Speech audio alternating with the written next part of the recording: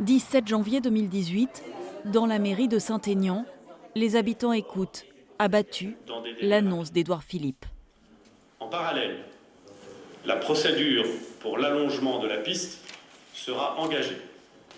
C'est un déni de démocratie, c'est un déni tout court. Mais il faut bien penser que la commune Saint-Aignan-Grandlieu n'est pas morte. On va se battre.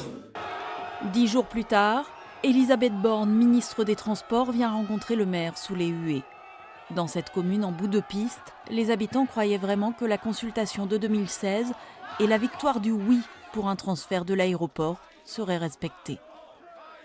J'ai cru en la parole d'Emmanuel Macron au second tour de la présidentielle lorsqu'il s'est engagé les yeux dans les yeux devant Bruno Retailleau à respecter le vote des citoyens du 44.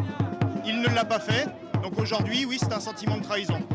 À la fin de l'été, l'État dévoile, mais sans convaincre, une première version d'un nouveau plan de gêne sonore. Il y a des villages qui sont traversés qu'à moitié, c'est pas cohérent. Nous souhaitons que l'ensemble du village soit pris en compte. J'ai une école, par exemple, qui est l'école du Fougan de Mer, qui est ici, dont le trait sépare, la moitié des bâtiments seraient dedans et l'autre moitié ne serait pas.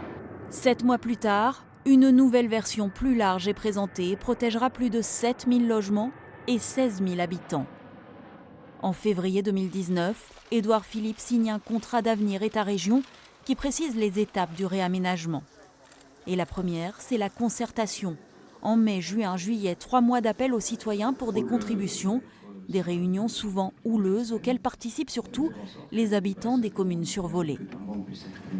Vous promettez des choses que vous savez très bien que vous avez tort de le promettre. Vous ne pouvez pas l'assurer.